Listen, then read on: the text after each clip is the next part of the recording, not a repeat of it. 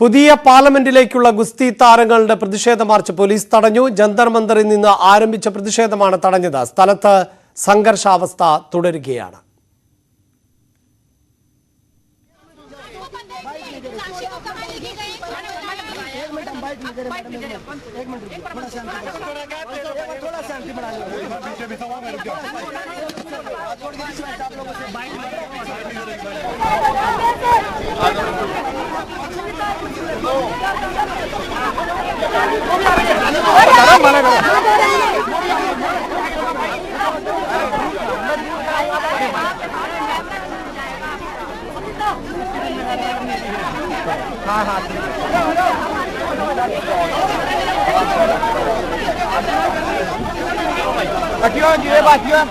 एक बार हट जाओ। अरे देख रहे हैं सर, इसे भेजा बस में बैठे इसी बस में गाना चल भाई। अरे भाई अरे आप क्या देख रहे हैं इसमें कितने। अरे भाई वो देख रहे हैं आप क्यों पीछे रहे।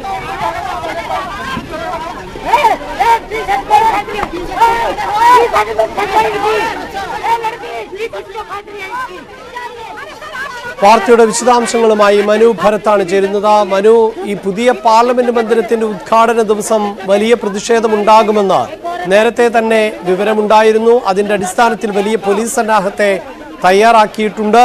ഒപ്പം താൽക്കാലിക ജയിലുകൾ ഉൾപ്പെടെ ക്രമീകരിച്ചിരുന്നു. ഇപ്പോൾ ഈ പ്രതിഷേധം ആരംഭിച്ചപ്പോൾ തന്നെ പോലീസ് അതിന് തടയിടുകയാണോ? എന്താണ് വിവരങ്ങൾ? അഭിലാഷ്, ഈ പ്രതിഷേധം നേരത്തെ തന്നെ ഗുസ്തി താരങ്ങൾ നടത്തും എന്ന് അവർ വ്യക്തമാക്കിയിരുന്നതാണ്. അതുകൊണ്ട് തന്നെ ഇത് തടയാനുള്ള തീവ്ര ശ്രമം പോലീസിന്റെ ഭാഗത്തുനിന്നും ഉണ്ടായിരുന്നു. ഈ പാർലമെന്റ് മന്ദിരത്തിന് പുറത്ത് ഒരു മഹിളാ സമ്മാൻ പഞ്ചായത്ത് നടത്താനാണ് ഗുസ്തി താരങ്ങൾ ആദ്യം പദ്ധതിയിട്ടിരുന്നത്. ഒപ്പം തന്നെ കർഷകരും അവിടെ വന്ന് ഒരു ഖാപ്പ് പഞ്ചായത്ത് സംഘടിപ്പിക്കാനും പദ്ധതിയിട്ടിരുന്നു. അപ്പോൾ കർഷകർ ഗുസ്തി താരങ്ങൾക്ക് പിന്തുണ നൽകിക്കൊണ്ട് അതൊരു വലിയ പ്രക്ഷോഭമായി മാറ്റും എന്നതായിരുന്നു പദ്ധതി. പക്ഷേ ഇതിന് പോലീസ് അനുമതി നൽകിയില്ല. ഇത് നിരോധിക്കണം, അല്ലെങ്കിൽ ഇത് നടപ്പിലാക്കാൻ അനുവദിക്കില്ല എന്ന നിലപാട് തന്നെയായിരുന്നു പോലീസിനുണ്ടായിരുന്നത്.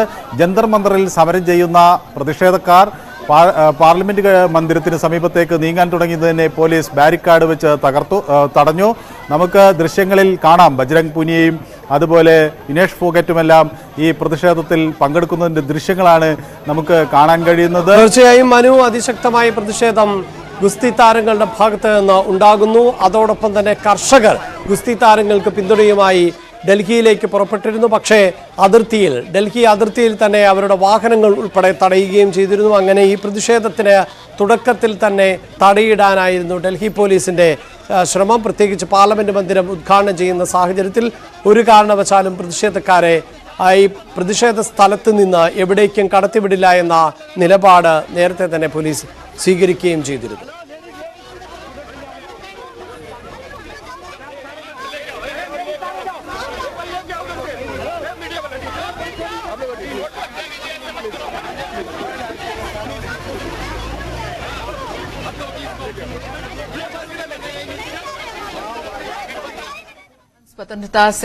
അതേസമയം പുതിയ പാർലമെന്റ് മന്ദിരത്തിന്റെ ഉദ്ഘാടനം ചടങ്ങിന്റെ രണ്ടാം ഘട്ടം ഇപ്പോൾ പുരോഗമിച്ചുകൊണ്ടിരിക്കുകയാണ്. ആദ്യഘട്ട നടപടിക്രമങ്ങൾ 9:30 പൂർത്തിയായിരുന്നു. രാവിലെ 7:30 ഉദ്ഘാടന ചടങ്ങ് ആരംഭിച്ചത്. പൂജയോടുകൂടിയുള്ള ഉദ്ഘാടന ചടങ്ങ് ആരംഭിക്കുകയും സർവമത പ്രാർത്ഥനയോടെ ആദ്യഘട്ടം പൂർത്തിയാവുകയും ചെയ്തു. ഇപ്പോൾ ഉദ്ഘാടന ചടങ്ങിന്റെ ഭാഗമായുള്ള രണ്ടാം ഘട്ട നടപടിക്രമങ്ങൾ ആണ് ഇപ്പോൾ പുരോഗമിച്ചുകൊണ്ടിരിക്കുന്നത്. പുഷ്പാഞ്ജലി अर्पित करते हुए प्रधानमंत्री नरेंद्र मोदी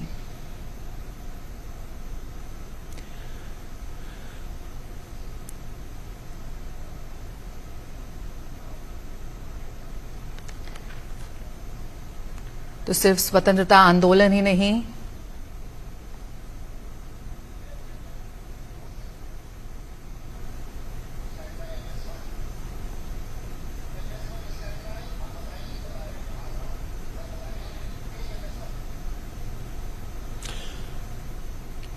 और ये तस्वीरें आप देख सकते हैं। आपको बता दें कि പുതിയ പാർലമെന്റ് മന്ദിരത്തിന്റെ ഉദ്ഘാടന ചടങ്ങുകൾ പുരോഗമിച്ചുകൊണ്ടിരിക്കുകയാണ്. വീർ സവർക്കറുടെ ചിത്രത്തിൽ പുഷ്പാഞ്ജലി നടത്തിയ ശേഷം അംഗങ്ങൾ ഇപ്പോൾ പാർലമെന്റ് മന്ദിരത്തിലേക്ക് സഞ്ചരിക്കുന്നു. പാർലമെന്റിന്റെ ലോക്സഭാ ഹാളിലേക്കാണ് പ്രധാനമന്ത്രി സഞ്ചരിക്കുന്നത്. നേരത്തെ രാവിലെ 7:30 ചടങ്ങുകൾ ആരംഭിച്ചത്.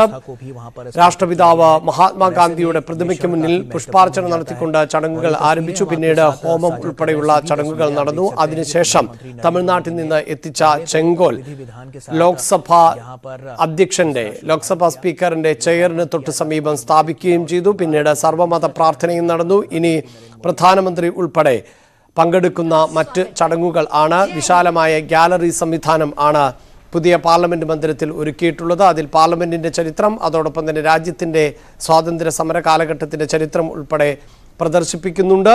ഒപ്പം ഹ്രസ്വമായ ഡോക്യുമെന്ററി, ഈ പുതിയ ചരിത്രവുമായി ബന്ധപ്പെട്ട ഹ്രസ്വ ഡോക്യുമെന്ററിയുടെ പ്രദർശനം ഉണ്ടാകും എന്ന തരത്തിൽ റിപ്പോർട്ടുകളുണ്ട്. അതേസമയം വിവാദങ്ങൾക്കിടെയാണ് ഇത്തരത്തിൽ പ്രധാനമന്ത്രി ഈ പുതിയ പാർലമെന്റ് മന്ദിരം ഉദ്ഘാടനം ചെയ്യുന്നത് എന്നുള്ളതും എടുത്തു പറയേണ്ടതാണ്. അല്പസമയം മുമ്പ് നമ്മൾ ദൃശ്യങ്ങളിൽ കണ്ടിരുന്നു വീർ സവർക്കറുടെ ചിത്രത്തിൽ പുഷ്പാർച്ചന നടത്തുന്നത്. വീർ സവർക്കറുടെ ജന്മദിനം ആണ് ഇന്ന്. ഇങ്ങനെയൊരു ദിനത്തിൽ ആയിരുന്നോ ഈ പാർലമെന്റ് മന്ദിരം ഉദ്ഘാടനം ചെയ്യേണ്ടത് എന്ന ചോദ്യം പ്രതിപക്ഷം ഉന്നയിക്കുന്നു. മുൻ രാഷ്ട്രപതിയെ നമുക്ക് ദൃശ്യങ്ങളിൽ കാണാൻ സാധിക്കുന്നുണ്ട്. മുൻ രാഷ്ട്രപതി രാംനാഥ് കോവിന്ദ്, അതേസമയം നിലവിലെ രാഷ്ട്രപതി ദ്രൗപദി മുർമു ഉൾപ്പെടെയുള്ളവർ ചടങ്ങിൽ പങ്കെടുക്കുന്നില്ല എന്നുള്ളതാണ് വിവരം. അതിലും വലിയ പ്രതിഷേധം ആണ് ഉയരുന്നത്. അതേസമയം ക്ഷണിക്കപ്പെട്ട അതിഥികൾ വിവിധ സംസ്ഥാനങ്ങളിലെ മുഖ്യമന്ത്രിമാർ ഉൾപ്പെടെ ഉള്ളവരെ ചടങ്ങുകളിലേക്ക് ക്ഷണിച്ചു എന്നാണ് BJP അറിയിച്ചിട്ടുള്ളത്. രാഷ്ട്രീയ, സാംസ്കാരിക, സാമൂഹിക രംഗങ്ങളിലെ പ്രമുഖരെ ഉൾപ്പെടെ ഈ ചടങ്ങിലേക്ക് ക്ഷണിച്ചിട്ടുണ്ട് എന്നാണ് BJP നേരത്തെ വ്യക്തമാക്കിയത്. സർക്കാരിൻ്റെ ഔദ്യോഗിക ക്ഷണം ആണ് നൽകിയിട്ടുള്ളത് എന്നും BJP വ്യക്തമാക്കിയിരുന്നു. നേരത്തെ നടന്ന ചടങ്ങുകളിൽ ഇത്തരത്തിലുള്ള ആളുകൾ ഉണ്ടായിരുന്നില്ല. ഇപ്പോൾ പ്രധാനമന്ത്രി നരേന്ദ്രമോദി, ലോക്സഭാ അധ്യക്ഷൻ ഉൾപ്പെടെ ഉള്ളവരെ നമുക്ക് വേദിയിൽ കാണാൻ സാധിക്കുന്നു. उपस्थित गणमान्य अतिथिगण, मैं महासचिव लोकसभा आप सभी को सादर नमस्कार करता हूं। भारत की संसद के इस नवनिर्मित भवन का देश की जन सामान्य को अर्पित करने का यह पावन उत्सव राष्ट्रगान से प्रारंभ होगा। इस सभा में उपस्थित सभी अतिथियों से अनुरोध है कि कृपया राष्ट्रगान हेतु अपने स्थान पर खड़े होकर राष्ट्रगान का सम्मान करें।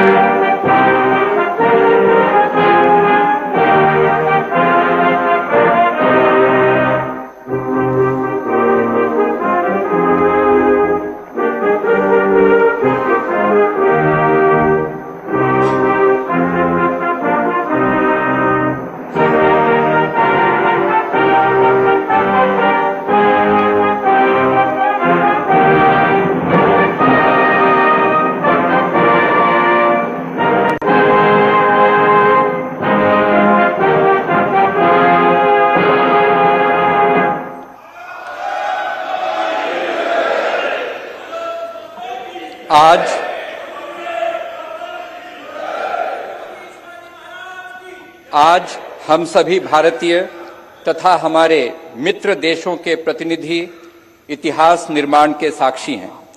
स्वाधीन भारत में राष्ट्रीय स्वाभिमान एवं अस्मिता का प्रतीक यह नवनिर्मित संसद भवन प्रत्येक देशवासी के लिए मंदिर समान है। इस लोकशाही के मंदिर में सभी सम्मानित अतिथियों का स्वागत करने के लिए मैं आमंत्रित करना चाहता हूं राज्यसभा के माननीय उपसभापति श्री हरिवंश जी को। माननीय श्री हरिवंश जी।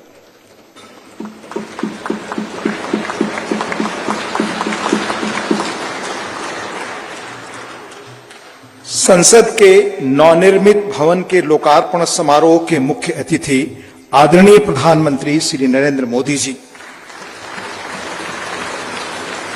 माननीय लोकसभा अध्यक्ष श्री ओम बिरला जी, भारत के पूर्व राष्ट्रपति आदरणीय श्री रामनाथ कोविंद जी, केंद्रीय मंत्रिपरिषद के माननीय सदस्यगण, पूर्व प्रधानमंत्री आदरणीय श्री एच.डी. देवेगौड़ा जी, राज्यों के माननीय मुख्यमंत्रीगण, विभिन्न देशों के राजदूतगण, लोकसभा की पूर्व अध्यक्ष माननीय श्रीमती सुमित्रा महाजन जी, सुप्रीम कोर्ट के माननीय न्यायाधीशगण, राज्यों के उप मुख्यमंत्रीगण, नेशनल कैपिटल टेरिटरी दिल्ली के उपराज्यपाल महोदय, दिल्ली हाई कोर्ट के माननीय मुख्य न्यायाधीश महोदय, लोकसभा और राज्यसभा के माननीय संसद सदस्यगण, विभिन्न राजनीतिक दलों के माननीय अध्यक्षगण, नोबेल पुरस्कार विजेता श्री कैलाश सत्यार्थी जी, टाटा समूह के चेयरपर्सन श्री एन चंद्रशेखरन जी, प्रेस और मीडिया के सम्मानित साथियों, उपस्थित गणमान्य अतिथिजन, देवियों और सज्जनों, भारतीय लोकतंत्र के श्रद्धा स्थल भारत की संसद के नए भवन के लोकार्पण समारोह में आप सभी गणमान्य अतिथिजनों का हार्दिक स्वागत और अभिनंदन। आजाद भारत की अस्मिता और हमारी समृद्ध लोकतांत्रिक विरासत का प्रतीक संसद के इस नए भवन को देश को समर्पित करने के ऐतिहासिक अवसर पर आप सभी का स्वागत करना अत्यंत सम्मान और सौभाग्य की बात है, अविस्मरणीय क्षण है। हम सब माननीय प्रधानमंत्री जी के आभारी हैं कि आजादी के अमृत काल में उन्होंने अपने कुशल नेतृत्व और असाधारण प्रयासों से स्वतंत्र भारत की जनता की आशाओं और आकांक्षाओं के अनुरूप नए संसद भवन की संकल्पना को मूर्त रूप दिया है। इसके लिए अपनी ओर से और समस्त देशवासियों की ओर से उनका हार्दिक धन्यवाद और अभिनंदन। आज हम सब ऐतिहासिक अवसर पर इस भवन के प्रांगण में एकत्रित हैं। हमारे जैसे विशाल और जीवंत लोकतंत्र के लिए यह गर्व का क्षण है। सम्मानित अतिथिगण, हमारा वर्तमान संसद भवन देश की लोकतांत्रिक गतिविधियों का जीवंत केंद्र रहा है, हमारी प्रगति का मार्गदर्शक रहा है।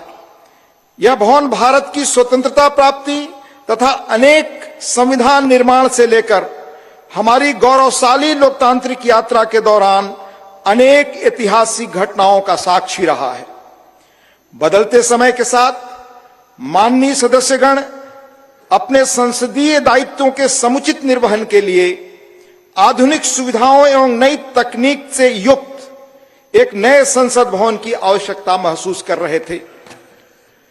आने वाले वर्षों में परिसीमन के कारण सदस्यों की संख्या में बढ़ोतरी की संभावना एवं संसद की बढ़ती हुई जिम्मेदारियों को देखते हुए वर्तमान संसद भवन में स्थान का अभाव भी महसूस किया जा रहा था। यही कारण है कि संसद के दोनों सदनों ने माननीय प्रधानमंत्री जी से सांसदों की दक्षता बढ़ाने और संसदीय कामकाज की इफिशियंसी बढ़ाने के उद्देश्य से आधुनिक सुविधाओं और संसाधनों से संपन्न एक नए स्टेट ऑफ द आर्ट भवन के निर्माण का आग्रह किया था। यह अपार हर्ष का विषय है कि माननीय प्रधानमंत्री जी ने अपनी देखरेख में 2.5 वर्षों से भी कम समय में भविष्य की चुनौतियों से निपटने में सक्षम एक आधुनिक संसद भवन तैयार करवाया है। यह भवन ईंट और गारे की संरचना मात्र नहीं है, बल्कि देश की सर्वोच्च चुनी हुई संस्था के रूप में यह भवन देश के नागरिकों की आशाओं, अपेक्षाओं और आकांक्षाओं की पूर्ति का माध्यम है। यह नया भवन अपने आप में वास्तुकला का शानदार उदाहरण है, जिसमें देश की सांस्कृतिक विरासत और विविधता की अद्भुत झलक मिलती है। इसमें हमारी संसद की जरूरतों के अनुरूप सौंदर्य और प्रौद्योगिकी का मिश्रण भी किया गया है। यह भवन त्रिकोणीय आकार के स्थान का अधिकतम उपयोग सुनिश्चित करता है। इसमें लोकसभा और राज्यसभा के कक्षों में पुराने भवन की तुलना में कहीं अधिक लोगों के बैठने का स्थान है। इन कक्षों में प्रत्येक सदस्य के लिए पूरी तरह डिजिटली वायर्ड इंटरनेट प्रोटोकॉल आधारित प्रणाली एवं इंटीग्रेटेड मल्टीमीडिया डिस्प्ले की सुविधा, अतिरिक्त सुरक्षा बटन के साथ मतदान प्रणाली सहित अन्य आधुनिक सुविधाएं भी उपलब्ध कराई गई हैं, ताकि माननीय सदस्य अपने कर्तव्यों का दक्षतापूर्वक निर्वहन कर सकें। देश की गौरवशाली लोकतांत्रिक यात्रा में आज का दिन एक महत्वपूर्ण पड़ाव है। अगले 25 वर्षों में जब हम आजादी का शताब्दी वर्ष मना रहे होंगे, तब इस अमृत काल में निर्मित यह नया संसद भवन हमारे जनप्रतिनिधियों के लिए प्रेरणा का स्रोत होगा। इस भवन में बैठकर हमारी संसद देश के स्वर्णिम भविष्य के निर्माण के लिए अनेक कालजयी निर्णय लेगी और वह दिन दूर नहीं जब भारत आने वाले वर्षों में विश्व के लोकतांत्रिक देशों में शिखर पर होगा और समस्त विश्व को प्रभावी नेतृत्व देगा। इन्हीं शब्दों के साथ यहां पधारे सभी सम्मानीय अतिथियों का पुनः हार्दिक अभिनंदन और स्वागत। धन्यवाद। जय हिंद।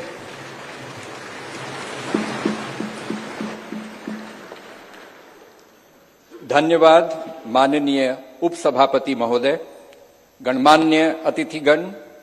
संसद के नवनिर्मित भवन के निर्माण की अभूतपूर्व कीर्ति गाथा एवं इस कक्ष में माननीय प्रधानमंत्री जी द्वारा माननीय अध्यक्ष लोकसभा के आसन की दाहिनी ओर स्थापित ऐतिहासिक और पवित्र सेंगोल के महात्म्य से संबंधित दो विशेष फिल्म प्रस्तुतियां तैयार की गई हैं। पहली फिल्म का शीर्षक संसद का नवनिर्मित भवन तथा दूसरी फिल्म का शीर्षक सेंगोल है। आइए हम इन फिल्म प्रस्तुतियों को देखते हैं।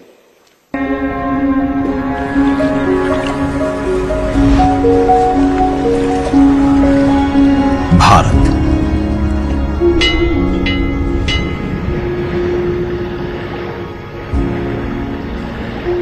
विविधता का दर्पण,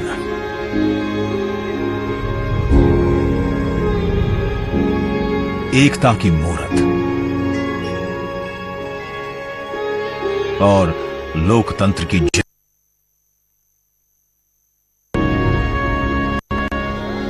यहां गणतांत्रिक व्यवस्थाओं के उदाहरण हैं वेदों में।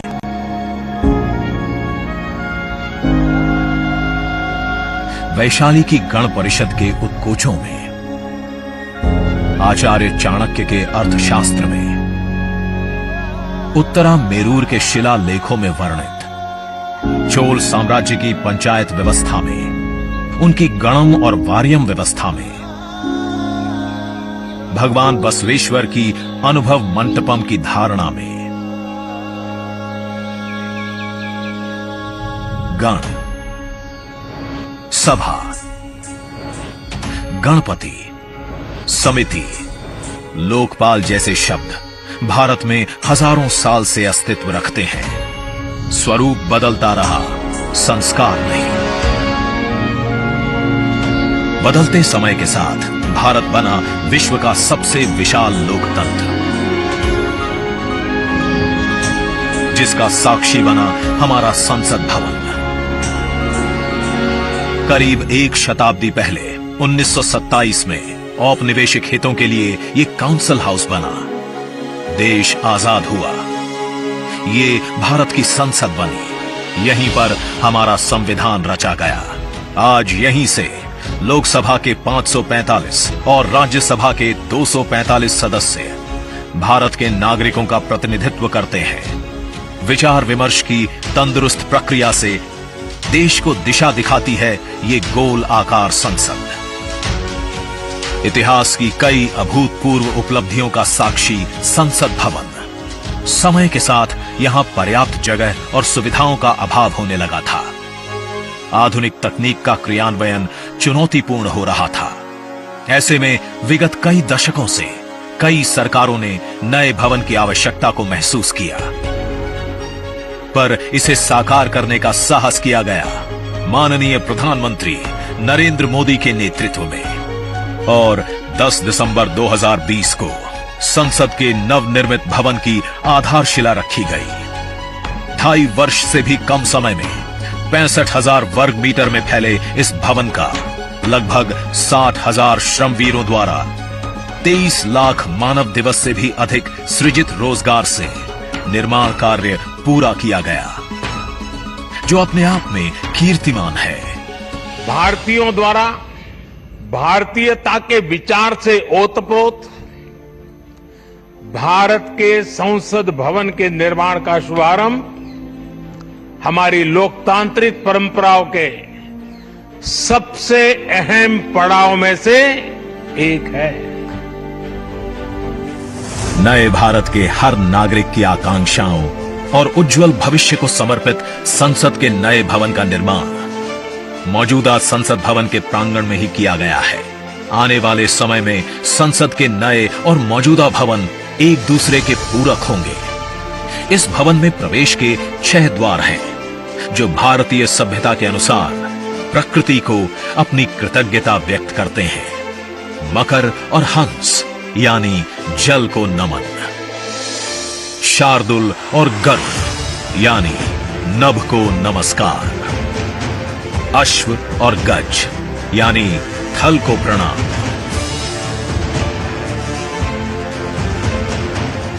संसद के नए भवन का नया विराट लोकसभा कक्ष,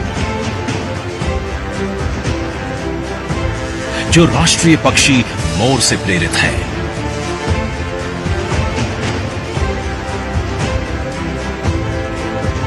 इसका आकार मौजूदा लोकसभा से लगभग 2 गुना बड़ा है।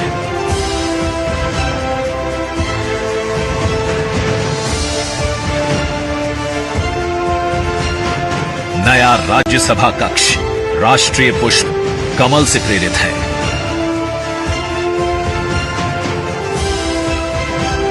जिसका आकार भी मौजूदा राज्यसभा कक्ष से लगभग 1.5 गुना बड़ा है। ये भवन देश की जनता को समर्पित है, इसलिए लोकसभा और राज्यसभा में जनता के स्वागत के लिए विशाल दर्शक दीर्घा का निर्माण किया गया है। अत्याधुनिक डिजिटल उपकरण दोनों सदनों की सुविधाओं को नया आयाम देते हैं। यहां सदन की कार्यवाही को विभिन्न भाषाओं में सुना और पढ़ा जा सकता है। सदस्यों के लिए बायोमेट्रिक की सुविधा है। वोटिंग के परिणाम और सदन की कार्यवाही के प्रसारण के लिए विशाल multimedia display, automatic camera control और कमांड सेंटर का भी निर्माण किया गया है। ये नया स्मार्ट भवन पूरी तरह से पेपरलेस है। इस भवन के एक भाग में लोकसभा है, दूसरे में राज्यसभा, और इस भवन का केंद्र समर्पित है हर भारतीय को, जिनके लिए सेंट्रल फॉयर में बना है संविधान कक्ष, जहां वे भारत में लोकतंत्र के अतीत से वर्तमान की यात्रा का अनुभव कर सकते हैं। यहीं भारत के संविधान की डिजिटल प्रतिरूपी भी रखी गई है। इसी सेंट्रल फॉयर में ऊपर की त्रिकोणीय छत से सूर्य की किरणें ब्रह्मांड का भ्रमण करते हुए पेंडुलम क्लॉक पर गिरती हैं। ये किरणें बरगद के पेड़ को नहलाती हैं और सदस्यों के लिए निर्मित कक्ष, पुस्तकालय, भोजन कक्ष में फैल जाती हैं। आत्मनिर्भर भारत के प्रतीक इस भवन के निर्माण में भारत के हर भाग ने अपनी भागीदारी निभाई है। कहीं महाराष्ट्र की सागौन की लकड़ी सजी है, उन्हीं से दोनों सदन में अशोक चक्र भी बना है। कहीं राजस्थान का शानदार स्टोन वर्क, कहीं उत्तर प्रदेश की कालीन बिछी है, कहीं त्रिपुरा की बैम्बू वुड फ्लोरिंग, वहीं सफेद मार्बल गुजरात से आया है। एक भारत श्रेष्ठ भारत की भावना से प्रेरित सभी वर्गों प्रांतों ने मिलकर बनाया है ये भवन। ये भवन इको फ्रेंडली होने के साथ साथ भूकंप रोधक भी है। 1700 से अधिक दरवाजे खिड़कियां हैं। 3.5 किलोमीटर लंबे बिल्डिंग कॉरिडोर्स हैं। ये भवन विकास और विरासत का अद्भुत संगम है। एक तरफ यहां सुरक्षा और सुविधा के लिए स्मार्ट फीचर्स और स्मार्ट एक्सेस की व्यवस्था है, वहीं भारत की प्राचीन कलाओं का अद्भुत एकीकरण भी है। तो नया भवन आत्मनिर्भर भारत के निर्माण का गवाह बनेगा। पुराने संसद भवन में देश की आवश्यकताओं की पूर्ति के लिए काम हुआ, तो नए भवन में 21वीं सदी के भारत की आकांक्षाएं पूरी की जाएगी। नए भारत के आत्मविश्वास को बढ़ाता, विकसित भारत के संकल्प को गति देता, ये है हम भारतीयों का संसद भवन।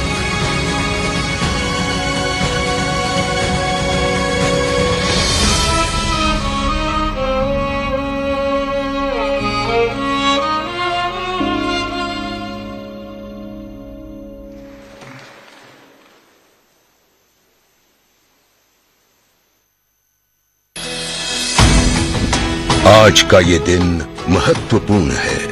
माननीय प्रधानमंत्री श्री नरेंद्र मोदी ने एक नया इतिहास रचा है।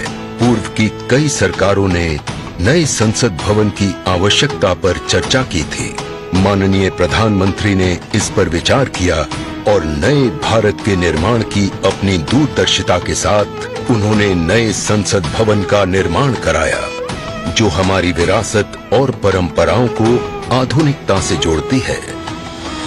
साथियों, नए संसद भवन का निर्माण नूतन और पुरातन के പുതിയ പാർലമെന്റ് മന്ദിരത്തിന്റെ ഉദ്ഘാടനത്തിന്റെ ഭാഗമായുള്ള വീഡിയോ പ്രദർശനം ആണ് ഇപ്പോൾ തുടർന്നുകൊണ്ടിരിക്കുന്നത്.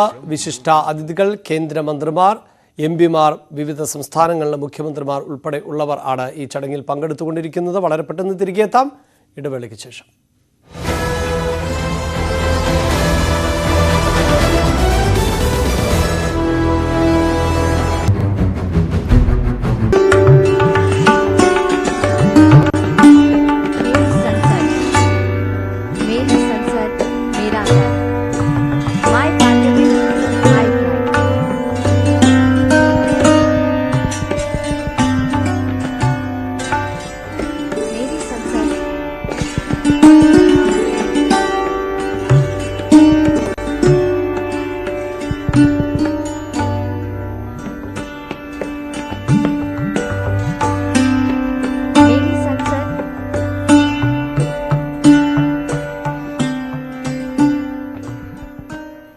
പുതിയ പാർലമെന്റ് മന്ദിരത്തിന്റെ ഉദ്ഘാടന ചടങ്ങിന്റെ ഭാഗമായുള്ള ചടങ്ങുകളാണ് പുരോഗമിച്ചുകൊണ്ടിരിക്കുന്നത്.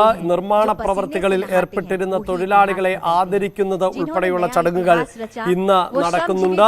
അതിന്റെ ഭാഗമായിട്ടുള്ള ചടങ്ങിലേക്ക് കടക്കുകയാണ്. ഏതാണ്ട് 60,000-ഓളം തൊഴിലാളികൾ ആയിരുന്നു അതിവേഗം പൂർത്തിയാക്കിയ ഈ നിർമ്മാണം. റെക്കോർഡ് വേഗത്തിൽ തന്നെയാണ് ഈ നിർമ്മാണം പൂർത്തിയായത്. പ്രത്യേകിച്ച് 2019 ആയിരുന്നു ഈ പുതിയ പാർലമെന്റ് മന്ദിരത്തിന്റെ ഒരു മാസ്റ്റർ പ്ലാൻ തയ്യാറാകുന്നത്. പിന്നീട് ടാറ്റ കൺസൾട്ടൻസിയുടെ നേതൃത്വത്തിൽ ടാറ്റയാണ് ഇതിന്റെ നിർമ്മാണ പ്രവൃത്തികൾ ഏറ്റെടുത്ത് നടത്തിയത്. കോവിഡിന്റെ പ്രതിസന്ധികൾക്കിടയിലും റെക്കോർഡ് വേഗത്തിൽ തന്നെ നിർമ്മാണം പൂർത്തിയാക്കാൻ സാധിച്ചു എന്നുള്ളതാണ് സർക്കാരിന്റെ അവകാശവാദം. 20,000 കോടി രൂപയുടെ സെൻട്രൽ വിസ്ത പ്രൊജക്ടിന്റെ ഭാഗമായിട്ടുള്ള ആദ്യ നിർമ്മിതി ആണ് ഇപ്പോൾ ഈ പാർലമെന്റ് മന്ദിരം എന്നുള്ളത്. നിലവിൽ നേരത്തെ സൂചിപ്പിക്കുന്നത് പോലെ തന്നെ പഴയ പാർലമെന്റ് മന്ദിരം, അതോടൊപ്പം തന്നെ വിവിധ വകുപ്പുകളുടെ ഓഫീസുകൾ ഈ പാർലമെന്റിൽ നിന്ന് ഏറെ ദൂരെയായാണ് പ്രവർത്തിക്കുന്നത്. റെയിൽവേ മന്ത്രാലയം, വിജ്ഞാൻ ഭവൻ, കൃഷി മന്ത്രാലയം ഉൾപ്പെടെയുള്ള ഓഫീസുകളെല്ലാം തന്നെ ഈ പാർലമെന്റ് സമുച്ചയത്തിൽ നിന്ന് മാറിയാണ് പ്രവർത്തിക്കുന്നത്. എന്നാൽ സെൻട്രൽ വിസ്ത പ്രൊജക്ട് പൂർത്തിയാകുന്നതോടുകൂടി പാർലമെന്റിന് ഒരു ഏകീകൃത സ്വഭാവം ആണ് കൈവരാൻ പോകുന്നത്. പാർലമെന്റിലെ വിവിധ വകുപ്പുകൾ എല്ലാം തന്നെ ഏകോപിപ്പിച്ചുകൊണ്ട് എല്ലാ വകുപ്പുകളുടെയും ഏകോപനം സാധ്യമാവുക, പരസ്പരം ആശയവിനിമയം എന്നത് എളുപ്പത്തിലാക്കുക, അങ്ങനെ ഒരു ടൗൺഷിപ്പ് മാതൃകയിലുള്ള 20,000 കോടി രൂപയുടെ ബൃഹത് പദ്ധതിക്കാണ് ആസൂത്രണം നൽകിയിട്ടുള്ളത്. നേരത്തെ നിശ്ചയിച്ചത് പ്രകാരം 971 കോടി രൂപയ്ക്ക് ഈ പാർലമെന്റ് മന്ദിരത്തിന്റെ നിർമ്മാണം പൂർത്തിയാക്കുക എന്നതായിരുന്നു ലക്ഷ്യം. എന്നാൽ നിർമ്മാണം പൂർത്തിയാകുമ്പോൾ ഏതാണ്ട് 1200 കോടി രൂപയോളം ചെലവാക്കപ്പെട്ടിട്ടുണ്ട്. കാരണം നിർമ്മാണ സാമഗ്രികളുടേത് ഉൾപ്പെടെ ഉണ്ടായിട്ടുള്ള വില വർധനവ് ആണ് അത്തരത്തിൽ നിർമ്മാണ പ്രവൃത്തിക്ക് വേണ്ടി ചെലവ് വർദ്ധിക്കാൻ ഇടവരുത്തിയത്. പ്രത്യേകിച്ച് നിർമ്മാണ കരാറിൽ അത്തരം കാര്യങ്ങൾ കൂടി കൃത്യമായും ധാരണ പ്രകാരം രേഖപ്പെടുത്തിയിരുന്നു. അതായത് നിർമ്മാണ ചെലവ് വർദ്ധിക്കുവാനുള്ള സാധ്യത ഉൾപ്പെടെ രേഖപ്പെടുത്തിയിരുന്നു. ആ തുകയിൽ തന്നെയാണ് നിർമ്മാണം പൂർത്തിയാക്കാൻ സാധിച്ചത്. അതിനപ്പുറത്ത് അതിവേഗം നിർമ്മാണ പ്രവൃത്തികൾ പൂർത്തിയാക്കി എന്നുള്ളതാണ് ഏറ്റവും അഭിമാനകരമായി കേന്ദ്ര സർക്കാർ ഉയർത്തിക്കാണിക്കുന്നത്. പ്രതീക്ഷിച്ചതിനേക്കാൾ വേഗത്തിൽ പുതിയ പാർലമെന്റ് മന്ദിരത്തിന്റെ നിർമ്മാണം പൂർത്തിയാക്കാൻ സാധിച്ചു. പ്രത്യേകിച്ച് സ്വാതന്ത്ര്യത്തിന്റെ 75ാം വാർഷികത്തിൽ തന്നെ ഈ നിർമ്മാണ പ്രവൃത്തികൾ പൂർത്തിയാക്കി പുതിയ പാർലമെന്റ് മന്ദിരത്തിൽ അടുത്ത സമ്മേളനം ആരംഭിക്കണം എന്നുള്ളതായിരുന്നു കണക്കുകൂട്ടൽ. വിവിധ മതസ്ഥരുടെ മതവിഭാഗങ്ങളുടെ ആചാര്യന്മാരെ അടക്കം നമുക്ക് കാണാൻ സാധിക്കുന്നു. തിരുവാവടുതുറൈ ആദീനം, ധർമ്മപുരം ആദീനം, മധുരൈ ആദീനം, കുണ്ട്രക്കുടി ആദീനം, പേരൂർ ആദീനം और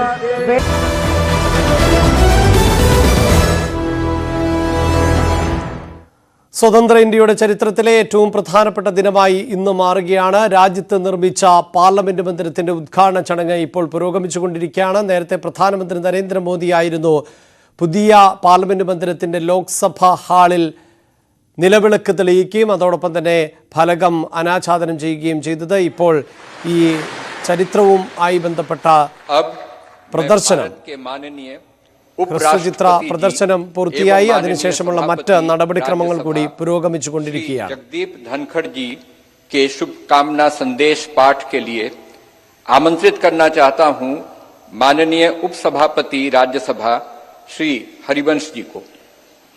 माननीय हरिवंश जी। भारत के उपराष्ट्रपति संदेश।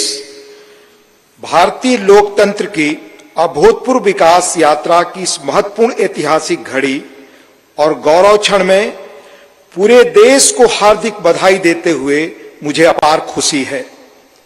हमारा मौजूदा संसद भवन आजादी मिलने से आज दुनिया की एक बड़ी ताकत के रूप में भारत की पहचान बनने तक की ऐतिहासिक यात्रा का गवाह है।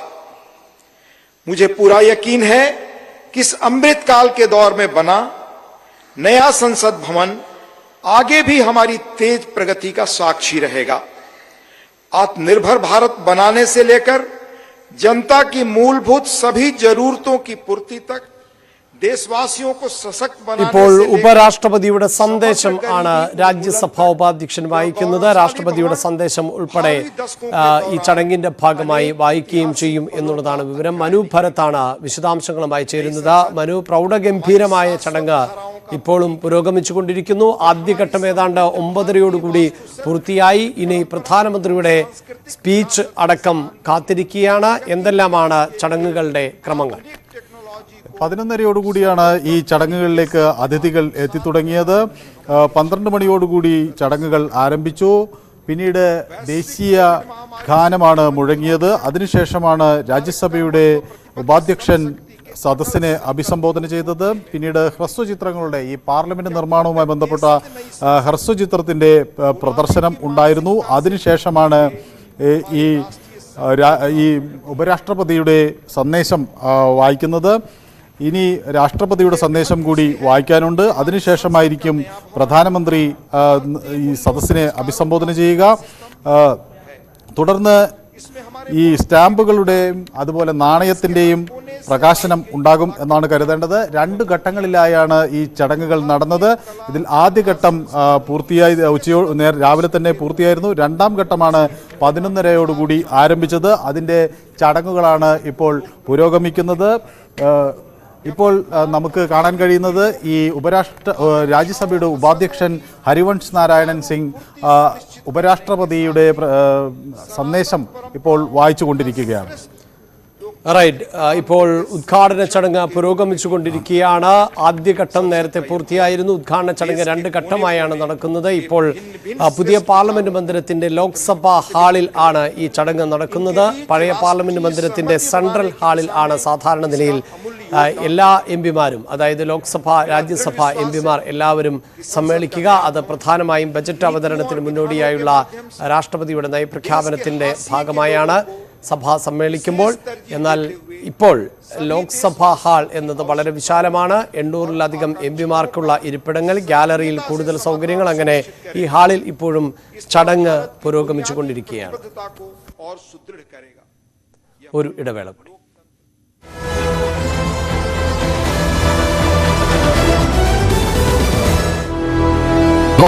News network. എന്തായാലും ചടങ്ങുകൾ ഇപ്പോൾ ആരംഭിച്ചിരിക്കുകയാണ്. അതിൽ ഏറ്റവും പ്രധാനപ്പെട്ടതായി സർക്കാർ ഉയർത്തി കാണിക്കുന്നത് ഈ ചെങ്കോലിൻ്റെ സ്ഥാപനം എന്നുള്ളതാണ്. അതായത് ചരിത്രത്തിലെ കൊളോണിയൽ കാഴ്ചപ്പാടുകൾ ഇല്ലാതാക്കുക, കൊളോണിയൽ കാഴ്ചപ്പാടുകൾ പൂർണ്ണമായും രാജ്യത്ത് നിന്ന് തുടച്ചു നീക്കുക എന്നതുകൂടിയാണ് പുതിയ പാർലമെൻറ്റ് മന്ദിരത്തിലൂടെ ലക്ഷ്യം വെക്കുന്നത് എന്ന് പറയുമ്പോൾ തന്നെ രാജ്യത്തിൻ്റെ ചരിത്രവും പാരമ്പര്യവും ഒക്കെ നിലനിർത്തുക എന്നതുകൂടിയാണ് ഇപ്പോൾ സർക്കാർ അവകാശപ്പെടുന്ന ചെങ്കോലിൻ്റെ ചെങ്കോൽ സ്ഥാപനത്തിൻ്റെ ദൃശ്യങ്ങൾ ആണ് നമ്മൾ കണ്ടുകൊണ്ടിരിക്കുന്നത്. ലോക്സഭാ സ്പീക്കറുടെ ചേംബറിന് തൊട്ട് സമീപത്താണ് ഈ അധികാര കൈമാറ്റത്തിൻ്റെ സിംബൽ, പ്രതീകം എന്ന നിലയിലുള്ള ചെങ്കോൽ സ്ഥാപിക്കുന്നത്. ചെങ്കോൽ സ്ഥാപിക്കുന്നതിൻ്റെ ദൃശ്യങ്ങൾ ആണ് ഇപ്പോൾ കണ്ടുകൊണ്ടിരിക്കുന്നത്. തമിഴ്നാട്ടിൽ നിന്നുള്ള 20ഓളം സന്യാസി ശ്രേഷ്ഠന്മാർ ഉൾപ്പെടെ പങ്കെടുക്കുന്നു. പ്രധാനമന്ത്രി ചെങ്കോൽ സ്ഥാപിച്ചിരിക്കുകയാണ്. ഇപ്പോൾ പുതിയ പാർലമെന്റ് മന്ദിരത്തിൽ ലോക്സഭാ സ്പീക്കറുടെ ചേംബറിന് തൊട്ട് സമീപത്തായാണ് ചെങ്കോൽ സ്ഥാപിച്ചിട്ടുള്ളത്. ചെങ്കോലുമായി ബന്ധപ്പെട്ട് നിരവധി വിവാദങ്ങളും വിമർശനങ്ങളും ഒക്കെ നിലനിൽക്കുന്നുണ്ട് എങ്കിലും ആ നടപടിക്രമങ്ങളുമായി മുന്നോട്ട് പോവുക എന്നത് തന്നെയായിരുന്നു കേന്ദ്ര സർക്കാരിൻ്റെ തീരുമാനം. അതിൻ്റെ ഭാഗമായാണ് അധികാര കൈമാറ്റത്തിൻ്റെ, അതായത് 200 വർഷക്കാലത്തോളം ബ്രിട്ടീഷ് ജനതയുടെ അല്ലെങ്കിൽ ബ്രിട്ടൻ ഭരണകൂടത്തിൻ്റെ കീഴിൽ കോളനിയായിരുന്ന രാജ്യം പിന്നീട് സ്വാതന്ത്ര്യം നേടിയപ്പോൾ അതിൻ്റെ അധികാര കൈമാറ്റത്തിൻ്റെ സൂചനയായുള്ള ചെങ്കോൽ സ്ഥാപിച്ചതിൻ്റെ ദൃശ്യങ്ങളാണ് നമ്മൾ കണ്ടത്. മംഗളവും പൊളിയും சேர்த்துக்கொண்டிருக்கிறார்கள்.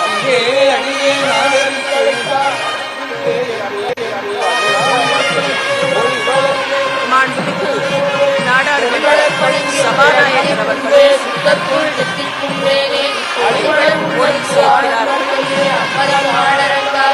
வெளிவளர் தெய்வ கூட்டு ஒன்றாயும் உடனே மாண்புமிகு பிரதானமந்திரி மலர்கள் சபையிடுவார் அரசாழ்வர் ஆணை நமதே செங்கோலுக்கு மாண்புமிகு பாரத பிரதமர் அவர்களே மரியாதை செலுத்துகிறார்கள்.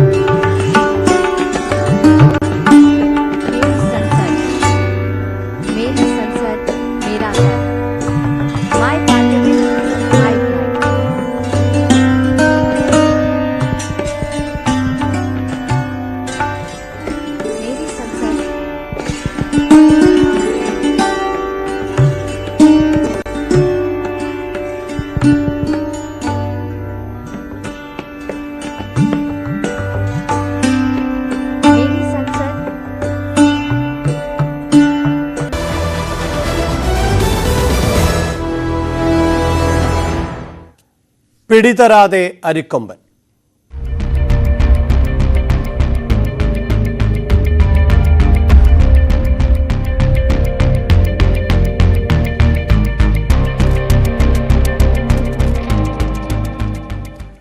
അരിക്കൊമ്പനെ പിടികൂടുവാനുള്ള ദൗത്യം പുരോഗമിക്കുകയാണ്. അതേസമയം അരിക്കൊമ്പൻ വനമേഖലയിലേക്ക് അടക്കം കടന്നതായുള്ള വിവരങ്ങൾ ഉണ്ട്. അതുകൊണ്ട് തന്നെ ഈ ദൗത്യസംഘത്തിന് വലിയ വെല്ലുവിളി നേരിടുന്നു എന്നുള്ളതാണ് വിവരം. പ്രിൻസ് ആണ് ഏറ്റവും പുതിയ വിവരങ്ങളുമായി ചേരുന്നത്. പ്രിൻസ്, ഇപ്പോഴും ഈ അരിക്കൊമ്പനെ പിടികൂടാനാകുമോ, അല്ലെങ്കിൽ മയക്കുവെടി വെക്കാൻ പറ്റുമോ എന്നതിലൊക്കെയുള്ള സംശയം തുടരുകയാണ്. തീർച്ചയായും അരിക്കൊമ്പൻ നിലവിൽ വനത്തിനുള്ളിലേക്ക് കടന്നുപോയെന്നാണ് നമുക്ക് അവസാനമായി ലഭിക്കുന്ന വിവരം. അതായത് മേഘമല കടുവാ സങ്കേതത്തിനുള്ളിലേക്ക് വനമേഖലയിലേക്ക് ആന നീങ്ങിയിരിക്കുന്നു. മുൻപ് നിന്നിരുന്ന പ്രദേശത്ത് നിന്നും വനാതിർത്തിയിൽ നിന്നും ഏകദേശം 1.5 കിലോമീറ്ററോളം ഉള്ളിലേക്ക് ആന നീങ്ങിയതായാണ് നമുക്ക് വനംവകുപ്പ് നടക്കുന്ന അവസാന വിവരം. എന്തായാലും വനംവകുപ്പിന്റെ മേഖലകൾ നിരീക്ഷിക്കപ്പെടുകയാണ്. ഇന്ന് പുലർച്ചെയാണ് അരിക്കൊമ്പൻ കമ്പത്ത് സമീപമുള്ള മേഖലയിലെത്തിയത്. ഈ പ്രദേശത്ത് നിന്നും പിന്നീട് ആനഗജം പ്രദേശത്തേക്കും അവിടുന്ന് ഉണ്ടിപ്പെട്ടി മേഖലയിലേക്ക് നമുക്ക് എത്തുകയായിരുന്നു. ഈ ആനഗജം ഉണ്ടിപ്പെട്ടി മേഖലയിലുള്ള ഭാഗത്തു കൂടിയാണ് ആന നിലവിൽ മേഘമല വനമേഖലയിലേക്ക് കയറിയിരിക്കുന്നത്. ഈ പ്രദേശത്തിന്റെ മുൻപ് ആന കടന്നു വന്നിരുന്ന മേഘമല കൊണ്ടമൊക്കെ നിർമ്മിക്കുന്ന പ്രദേശത്തിന്റെ എതിർഭാഗത്തുള്ള മലനിരകളിലേക്കാണ് ഇപ്പോൾ ആ പാതയിലേക്ക് എത്താവുന്ന രീതിയിലാണ് ഇതിന്റെ സഞ്ചാരപാത മുന്നോട്ട് പോകുന്നത്. എന്തായാലും നിലവിൽ ആന വനമേഖലയിലേക്ക് കരയിരിക്കുന്നു. എന്തായാലും തമിഴ്നാട് വനംവകുപ്പ് നിരീക്ഷണം തുടരുകയാണ്. ആന വീണ്ടും ഇവിടെ ഇറങ്ങി വരാൻ സാധ്യതയില്ല എന്നുള്ളതാണ് വിലയിരുത്തൽ. കാരണം ആന ക്ഷീണിതനാണെന്ന് വിലയിരുത്തുന്നു. കിലോമീറ്ററുകളോളം 2 ദിവസങ്ങളായി സർവീസിന്റെ ക്ഷീണമുണ്ട്. അപ്പം ഒത്തിരി ഭക്ഷണവും വെള്ളവും ലഭ്യമായിട്ട് എന്നുള്ള അടക്കമുള്ള കാര്യങ്ങളുണ്ട്. അതുകൊണ്ട് തന്നെ ആന തിരികെ മടങ്ങി വരാൻ സാധ്യതയില്ല എന്നാണ് വിലയിരുത്തുന്നത്. ആന നിലവിൽ മേഘമല വനമേഖലയിലേക്ക് കടന്ന് പിന്നീട് പെരിയാർ വനമേഖലയിലേക്കുള്ള പോകാനുള്ള സാധ്യതകളും ഉണ്ട്. ഈ പുലർച്ചെയാണ് പുള്ളിപ്പത്തിലേക്ക് ആന കമ്പത്തിൽ നിന്ന് എത്തുന്നത്. പിന്നീട് ആനഗജം ഭാഗത്തേക്ക് എത്തുകയായിരുന്നു. ഇവിടേക്കാണ് ഡാറ്റിംഗ് ടീമും ഒപ്പം മറ്റ് വനംവകുപ്പിന്റെ മറ്റ് സേനാംഗങ്ങളും ഒക്കെ എത്തിയത്. ഇവരുടെ നിരീക്ഷണം തുടരുകയാണ്. വനംവകുപ്പിന്റെ വനപാലകർ ഉദ്യോഗസ്ഥർ സാരിനെ അടക്കമുള്ള സംവിധാനങ്ങളിലൂടെ ആരെയും നിരീക്ഷിക്കും അടങ്ങാനുള്ള സാധ്യതകൾ നിരീക്ഷിക്കുന്നുണ്ട്. ഈ മേഖലയിലൊക്കെ പ്രതിരോധ ആളുകൾക്ക് നിർദ്ദേശങ്ങൾ നൽകുന്നുണ്ട്. വനാതിർത്തിയോട് ചേർന്ന പ്രദേശം അതുകൊണ്ട് തന്നെ ഇവിടെ കാർഷിക മേഖലയിലുള്ള ആളുകൾക്കൊക്കെ രാവിലെ തന്നെ നിർദ്ദേശം നൽകിയിരുന്നു. ഇവരോട് കൃഷിജോലികളിൽ നിന്ന് മാറി നിൽക്കണമെന്നൊക്കെ ഇന്ന് പുലർച്ചെ ആവശ്യപ്പെട്ടിരുന്നു. തുടർന്ന് ആണ് ആനയെ പിടിക്കുന്നതിനുള്ള നടപടിയിലേക്കൊക്കെ എന്തായാലും നിലവിൽ ആന ഈ ആനഗജം ഭാഗത്തു നിന്നും മേഘമല വനാതിർത്തിയിലേക്ക് വനത്തിനുള്ളിലേക്ക് കടന്നിരിക്കുന്ന സാഹചര്യം 1.5 കിലോമീറ്ററോളം ഉള്ളിലേക്ക് കയറിയിരിക്കുന്നു. അതുകൊണ്ട് തന്നെ ഇനി തിരികെ ഇറങ്ങാൻ ഇന്ന് തിരികെ സാധ്യതയില്ല എന്ന് തന്നെയാണ് വിലയിരുത്തൽ. എന്തായാലും ആനയെ പിടികൂടാനുള്ള സംഘം ഇവിടെ തുടരുകയാണ്. കുങ്കിയാനകൾ ഉൾപ്പെടെ കമ്പത്തെത്തിയിട്ടുണ്ട്. ഒപ്പം മയക്കുവെടി വെക്കുന്നുള്ള വിദഗ്ധരും ഡോക്ടർമാരും ഒക്കെയുള്ള സംഘം ഇവിടെയുണ്ട്. ഡാറ്റിന്റെയും ഈ ആനഗജം എഞ്ചിപ്പെട്ടി ഭാഗത്ത് തമ്പടി അരിക്കൊമ്പൻ ദൗത്യം അതുമായി ബന്ധപ്പെട്ട സംശയങ്ങളാണ് ഇപ്പോൾ പ്രിൻസ് പങ്കുവെച്ചുകൊണ്ടിരിക്കുന്നത്. പ്രത്യേകിച്ച് ആന വനത്തിനുള്ളിലേക്ക് പ്രവേശിച്ചിരിക്കുന്നു. ഏതാണ്ട് ഈ അതിർത്തിയിൽ നിന്ന് 1.5 കിലോമീറ്ററോളം ഉള്ളിൽ ആണ് ഇപ്പോൾ ഉള്ളത്. അങ്ങനെയെങ്കിൽ ആന പെട്ടെന്ന് വീണ്ടും ജനവാസ മേഖലയിലേക്കൊന്നും ഇറങ്ങുവാനുള്ള സാധ്യതയില്ല എന്ന നിരീക്ഷണമാണുള്ളത്. പ്രിൻസ്, അങ്ങനെയെങ്കിൽ ഇന്നിപ്പോൾ ഈ ദൗത്യം അല്ലെങ്കിൽ മയക്കുവെടി വെക്കുക, മറ്റൊരിടത്തേക്ക് നീക്കുക എന്നതൊന്നും പ്രായോഗികമാകില്ല എന്നല്ലേ നമുക്ക് മനസ്സിലാക്കേണ്ടത്. മാത്രവുമല്ല, കൊമ്പൻ ക്ഷീണിതനാണെങ്കിൽ വനത്തിൽ തന്നെ തുടരാനാണ് സാധ്യതയെന്ന് വിലയിരുത്തുമ്പോൾ ഇനിയിപ്പോൾ ഈ കുങ്കിയാനകൾ ഉൾപ്പെടെ അവിടെ നിന്ന് മാറ്റുകയോ അല്ലെങ്കിൽ ഇവർ ദൗത്യസംഘം പിരിഞ്ഞു പോവുകയോ ഒക്കെ ചെയ്യുമോ, അതെയോ അവിടെ തന്നെ തുടർന്ന് വീണ്ടും കാര്യങ്ങൾ നിരീക്ഷിച്ച് മുന്നോട്ട് പോകാനാണോ തീരുമാനം? ദൗത്യം ഇന്ന് നടപ്പിലാകുമോ എന്ന് സംബന്ധിച്ച് വ്യക്തത പറഞ്ഞിട്ടില്ല. കാരണം ആന ഉൾക്കാട്ടിലേക്ക് പിൻവാങ്ങുകയാണെങ്കിൽ ദൗത്യം നടപ്പിലാക്കേണ്ട ഒരു ആവശ്യകതയില്ല. അത് ആനയെ മയക്കുവെടി വെച്ച് പിടികൂടിയ ശേഷം ഈ മേഘമല വനമേഖലയിലെ ഏറ്റവും ഉൾപ്രദേശത്തേക്ക് കടത്താനായിരുന്നു തമിഴ്നാടിന്റെ തീരുമാനം. സമാനമായ സാഹചര്യത്തിൽ ഇപ്പോൾ ആനഗജം ഭാഗത്ത് നിന്നും മേഘമലയുടെ ഉൾക്കാടുകളിലേക്ക് നീങ്ങുന്ന ഒരു സാഹചര്യമുണ്ട്. ഈ പ്രദേശത്തുകൂടി ഉൾക്കാടിലേക്ക് കടന്നു പോകും എന്നാണ് അത് വിലയിരുത്തൽ.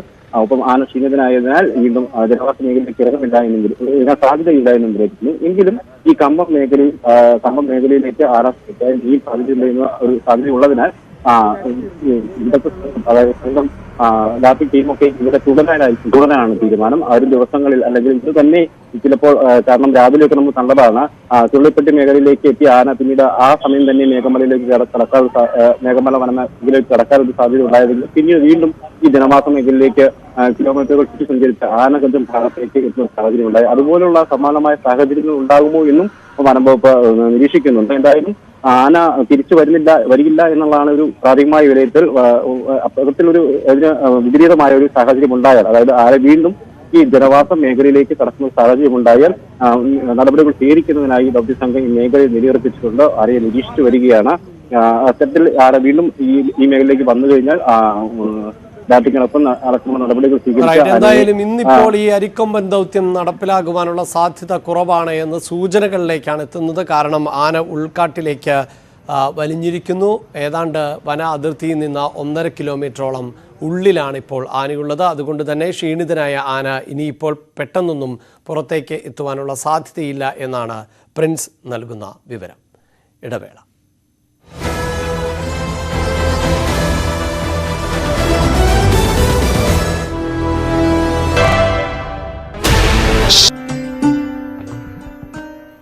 പുതിയ പാർലമെന്റ് മന്ദിരത്തിന്റെ ഉദ്ഘാടന ചടങ്ങിന്റെ ഭാഗമായുള്ള ചടങ്ങുകളാണ് പുരോഗമിച്ചുകൊണ്ടിരിക്കുന്നത്. നിർമ്മാണ പ്രവർത്തികളിൽ ഏർപ്പെട്ടിരുന്ന തൊഴിലാളികളെ ആദരിക്കുന്നത് ഉൾപ്പെടെയുള്ള ചടങ്ങുകൾ ഇന്ന് നടക്കുന്നുണ്ട്. അതിന്റെ ഭാഗമായിട്ടുള്ള ചടങ്ങിലേക്ക് കടക്കുകയാണ്. ഏതാണ്ട് 60,000-ഓളം തൊഴിലാളികൾ ആയിരുന്നു അതിവേഗം പൂർത്തിയാക്കിയ നിർമ്മാണം. റെക്കോർഡ് വേഗത്തിൽ തന്നെയാണ് ഈ നിർമ്മാണം പൂർത്തിയായത്. പ്രത്യേകിച്ച് 2019 ആയിരുന്നു ഈ പുതിയ പാർലമെന്റ് മന്ദിരത്തിന്റെ ഒരു മാസ്റ്റർ പ്ലാൻ തയ്യാറാകുന്നത്. പിന്നീട് ടാറ്റ കൺസൾട്ടൻസിയുടെ നേതൃത്വത്തിൽ ടാറ്റയാണ് ഇതിന്റെ നിർമ്മാണ പ്രവൃത്തികൾ ഏറ്റെടുത്ത് നടത്തിയത്. കോവിഡിന്റെ പ്രതിസന്ധികൾക്കിടയിലും റെക്കോർഡ് വേഗത്തിൽ തന്നെ നിർമ്മാണം പൂർത്തിയാക്കാൻ സാധിച്ചു എന്നുള്ളതാണ് സർക്കാരിന്റെ അവകാശവാദം. 20,000 കോടി രൂപയുടെ സെൻട്രൽ വിസ്ത പ്രൊജക്ടിന്റെ ഭാഗമായിട്ടുള്ള ആദ്യ നിർമ്മിതി ആണ് ഇപ്പോൾ ഈ പാർലമെന്റ് മന്ദിരം എന്നുള്ളത്. നിലവിൽ നേരത്തെ സൂചിപ്പിക്കുന്നത് പോലെ തന്നെ പഴയ പാർലമെന്റ് മന്ദിരം, അതോടൊപ്പം തന്നെ വിവിധ വകുപ്പുകളുടെ ഓഫീസുകൾ ഈ പാർലമെന്റിൽ നിന്ന് ഏറെ ദൂരെയായാണ് പ്രവർത്തിക്കുന്നത്. റെയിൽവേ മന്ത്രാലയം, വിജ്ഞാൻ ഭവൻ, കൃഷി മന്ത്രാലയം ഉൾപ്പെടെയുള്ള ഓഫീസുകളെല്ലാം തന്നെ ഈ പാർലമെന്റ് സമുച്ചയത്തിൽ നിന്ന് മാറിയാണ് പ്രവർത്തിക്കുന്നത്. എന്നാൽ സെൻട്രൽ വിസ്ത പ്രൊജക്ട് പൂർത്തിയാകുന്നതോടുകൂടി പാർലമെന്റിന് ഒരു ഏകീകൃത സ്വഭാവം ആണ് കൈവരാൻ പോകുന്നത്. പാർലമെന്റിലെ വിവിധ വകുപ്പുകൾ എല്ലാം തന്നെ ഏകോപിപ്പിച്ചുകൊണ്ട് എല്ലാ വകുപ്പുകളുടെയും ഏകോപനം സാധ്യമാവുക, പരസ്പരം ആശയവിനിമയം എന്നത് എളുപ്പത്തിലാക്കുക, അങ്ങനെ ഒരു ടൗൺഷിപ്പ് മാതൃകയിലുള്ള 20,000 കോടി രൂപയുടെ ബൃഹത് പദ്ധതിക്കാണ് ആസൂത്രണം നൽകിയിട്ടുള്ളത്. നേരത്തെ നിശ്ചയിച്ചത് പ്രകാരം 971 കോടി രൂപയ്ക്ക് ഈ പാർലമെന്റ് മന്ദിരത്തിന്റെ നിർമ്മാണം പൂർത്തിയാക്കുക എന്നതായിരുന്നു ലക്ഷ്യം. എന്നാൽ നിർമ്മാണം പൂർത്തിയാകുമ്പോൾ ഏതാണ്ട് 1,200 കോടി രൂപയോളം ചെലവാക്കപ്പെട്ടിട്ടുണ്ട്. കാരണം നിർമ്മാണ സാമഗ്രികളുടേത് ഉൾപ്പെടെ ഉണ്ടായിട്ടുള്ള വില വർധനവ് ആണ് അത്തരത്തിൽ നിർമ്മാണ പ്രവൃത്തിക്ക് വേണ്ടി ചെലവ് വർദ്ധിക്കാൻ ഇടവരുത്തിയത്. പ്രത്യേകിച്ച് നിർമ്മാണ കരാറിൽ അത്തരം കാര്യങ്ങൾ കൂടി കൃത്യമായും ധാരണ പ്രകാരം രേഖപ്പെടുത്തിയിരുന്നു. അതായത് നിർമ്മാണ ചെലവ് വർദ്ധിക്കുവാനുള്ള സാധ്യത ഉൾപ്പെടെ രേഖപ്പെടുത്തിയിരുന്നു. ആ തുകയിൽ തന്നെയാണ് നിർമ്മാണം പൂർത്തിയാക്കാൻ സാധിച്ചത്. അതിനപ്പുറത്ത് അതിവേഗം നിർമ്മാണ പ്രവൃത്തികൾ പൂർത്തിയാക്കി എന്നുള്ളതാണ് ഏറ്റവും അഭിമാനകരമായി കേന്ദ്ര സർക്കാർ ഉയർത്തിക്കാണിക്കുന്നത്. പ്രതീക്ഷിച്ചതിനേക്കാൾ വേഗത്തിൽ പുതിയ പാർലമെന്റ് മന്ദിരത്തിന്റെ നിർമ്മാണം പൂർത്തിയാക്കാൻ സാധിച്ചു. പ്രത്യേകിച്ച് സ്വാതന്ത്ര്യത്തിന്റെ 75ാം വാർഷികത്തിൽ തന്നെ ഈ നിർമ്മാണ പ്രവൃത്തികൾ പൂർത്തിയാക്കി പുതിയ പാർലമെന്റ് മന്ദിരത്തിൽ അടുത്ത സമ്മേളനം ആരംഭിക്കണം എന്നുള്ളതായിരുന്നു കണക്കുകൂട്ടൽ. വിവിധ മതസ്ഥരുടെ മതവിഭാഗങ്ങളുടെ ആചാര്യന്മാരെ അടക്കം നമുക്ക് കാണാൻ സാധിക്കുന്നു. തിരുവാവടുതുറൈ ആദീനം, ധർമ്മപുരം ആദീനം, മധുരൈ ആദീനം, കുണ്ട്രക്കുടി ആദീനം, പേരൂർ ആദീനം और വേളാകുറിച്ചി ആദീനം.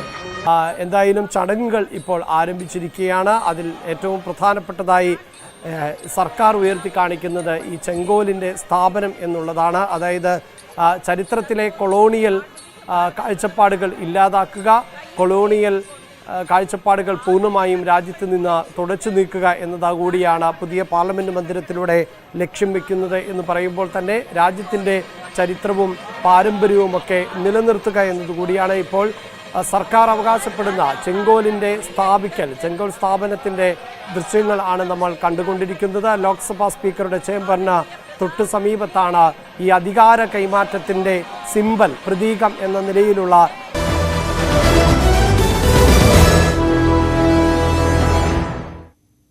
പുതിയ പാർലമെന്റ് മന്ദിരത്തിന്റെ ഉദ്ഘാടന ചടങ്ങ് പുരോഗമിച്ചുകൊണ്ടിരിക്കുകയാണ്. ലോക്സഭാ സ്പീക്കർ ഓം ബിർളയാണ് ഇപ്പോൾ ഉദ്ഘാടനത്തിന്റെ ഭാഗമായി സംസാരിച്ചുകൊണ്ടിരിക്കുന്നത്. തത്സമയ സംരക്ഷണത്തിലേക്ക്. पक्ष विपक्ष के मान्य सदस्यों ने कई अवसरों पर संसद के नए भवन के निर्माण की आवश्यकताओं को महसूस किया था.